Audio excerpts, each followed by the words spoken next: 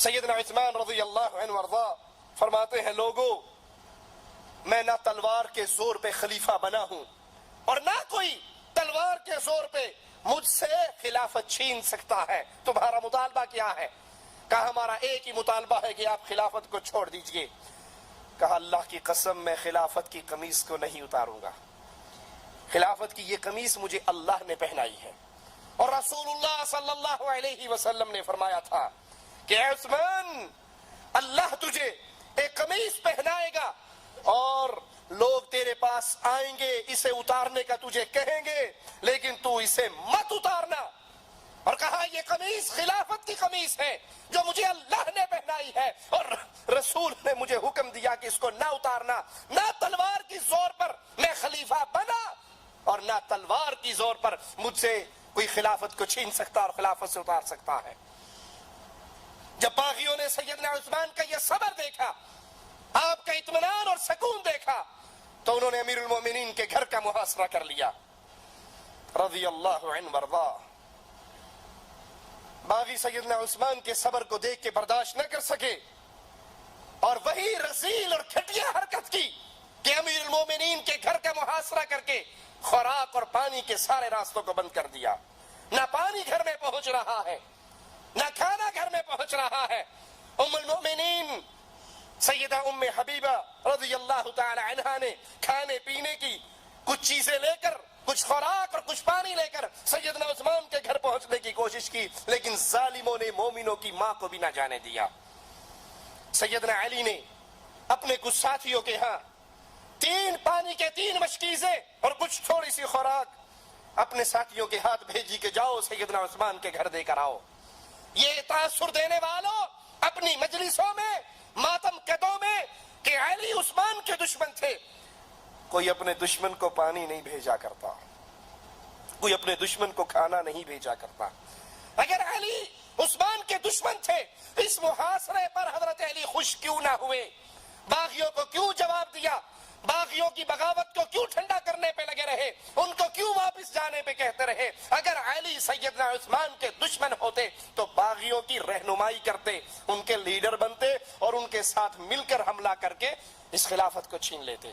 لیکن سیدنا علی پانی کے 3 مشکیزیں اور کچھ خوراک سیدنا عثمان کے گھر بھیجتے ہیں اور آپ کے یہ ساتھی باغیوں سے لڑتے پھرتے زخم کھاتے ہوئے ان کے گھر پہنچنے میں کامیاب ہو جاتے ہیں.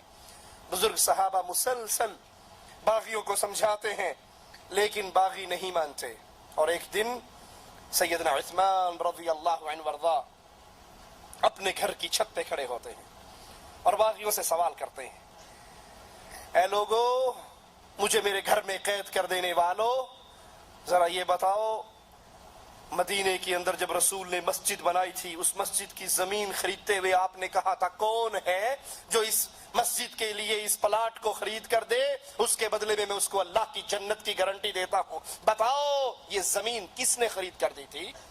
باغیوں نے کہا اے عثمان تو نے خرید کر دی تھی. کہا آج میری خریدی ہوئی زمین پر بنی ہوئی مسجد میں مجھے نماز پڑھنے نہیں دیتے؟ کہا میرے سوال کا جواب دو. مدینے کے اندر میٹھے پانی کا کنواں نہیں تھا.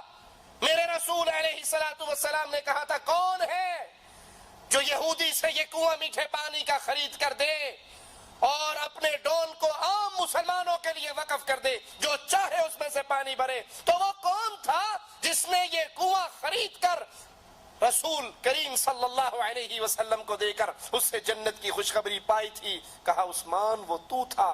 کہا اسی کنویں کا پانی آج مجھے نہیں پینے دیتے؟ باغیوں سے آپ سوال کر رہے کیا تم جانتے نہیں میرا رسول کریم صلی اللہ علیہ وسلم سے کیا رشتہ تھا؟ کہا جانتے ہیں رسول کی 2 بیٹیاں تیرے نکاح میں آئی تھی.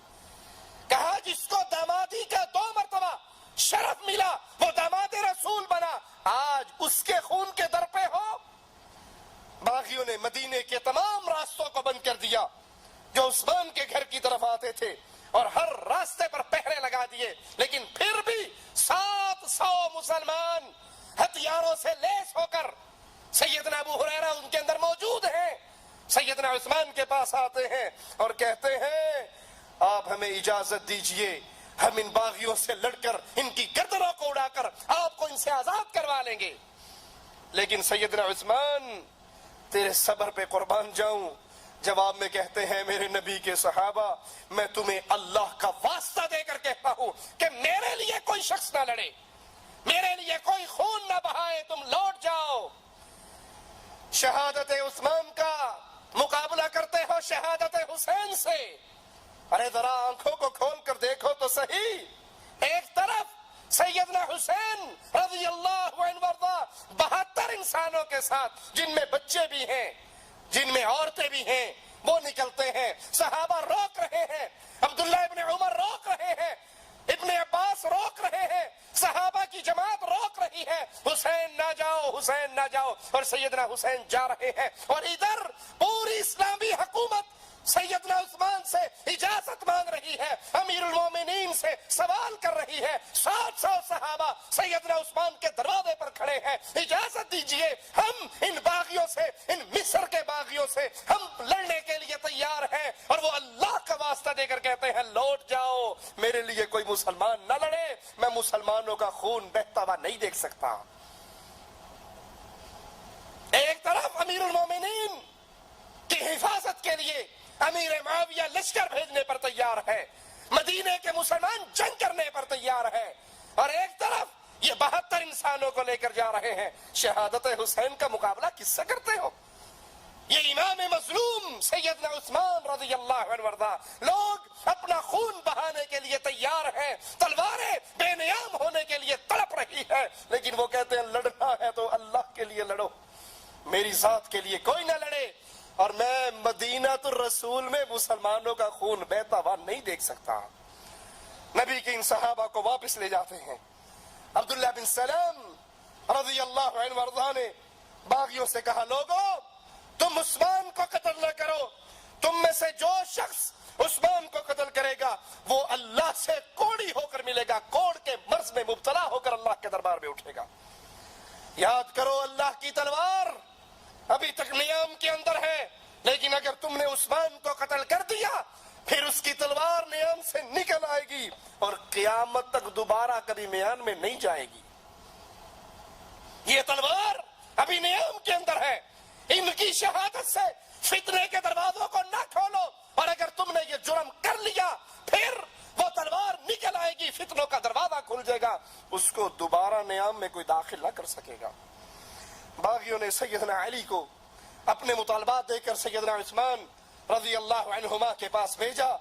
سیدنا علی پہنچے، کہا اللہ کی قسم اے عثمان میں نہیں جانتا تجھے کیا کہوں، میں کوئی ایسی بات نہیں جانتا جس کی خبر آپ کو نہ ہو، میں کوئی ایسا امر نہیں جانتا جو آپ کو بتلاؤں اور آپ اس سے واقف نہ ہو، جتنا علم آپ کو ہے اتنا ہی ہمیں ہے، مجھے آپ پر سبقت کی کوئی وجہ نہیں دکھائی دیتی، جو آپ نے نبی سے سنا ہم نے سنا، جو آپ نے نبی کو کرتے دیکھا وہ ہم نے کرتے دیکھا، آپ بھی نبی کی صحبت میں رہے ہم بھی نبی کی صحبت میں رہے، ابو بکر و عمر بھی حق پر عمل کرنے میں آپ سے افضل نہیں تھے، جس طرح وہ حق پر عمل کرتے اسی طرح قرآن و حدیث کی آوازیں پر آپ عمل کرتے، آپ ان دونوں سے بڑھ کر ابو بکر و عمر سے بڑھ کر رسول اللہ صلی اللہ علیہ وسلم کے قرابت دار، آپ کو داماد رسول بننے کا 2 مرتبہ شرف حاصل ہوا جو ان کو نہیں حاصل ہوا۔